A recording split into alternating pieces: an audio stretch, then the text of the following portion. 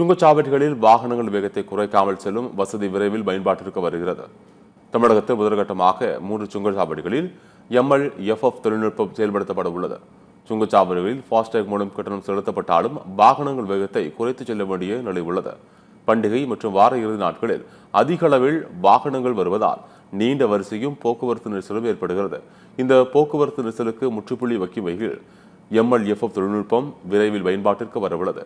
MLFF முறையில் வாகனங்களை தடுத்து நிறுத்தும் பூம் பேரியர் போன்ற தடுப்புகள் இருக்காது. அதற்கு பதிலாக சாலையின் குறுக்கே அமைக்கப்படும் கேண்ட்ரி கட்டமைப்பில் ANPR கேமராக்கள், RFID ரீடர் மற்றும் லிடார் போன்ற நவீன தொழில்நுட்பங்கள் பொருத்தப்படும். வாகனம் அந்த பகுதியை கடந்து செல்லும் போது AI கேமராக்கள் மூலம் வாகன பதிவின் அடையாளம் காணப்பட்டு ஃபாஸ்டேக் கணக்கிலிருந்து கட்டணம் தானாக வசூலிக்கப்படும். இந்த புதிய வசதி தமிழகத்தில் முதற்கட்டமாக 3 முக்கிய சுங்கச்சாவடிகளில் செயல்படுத்தப்பட உள்ளது. பரனூர், நெமிலி, சென்னை சமுத்திரம் ஆகிய 3 சுங்கச்சாவடிகள் தேர்வு செய்யப்பட்டுள்ளன. MLFF தொழில்நுட்பம் நடைமுறைக்கு வந்தால் சுங்கச்சாவடிகளில் வாகனங்கள் நீண்ட நேரம் வரிசையில் காத்திருக்க வேண்டிய நிலை குறையும். ஃபாஸ்டேக் முறை அடுத்த கட்டமாக பார்க்கப்படும்.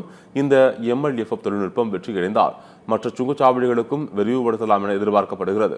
இதன் மூலம் இனி சுங்கச்சாவடி வந்தால் வேகத்தை குறைக்க வேண்டாம், நிற்க வேண்டாம், தொடர்ந்து பயணித்தபடியே சுங்க கட்டணம் செலுத்தும் புதிய வசதி வரப்போகிறது.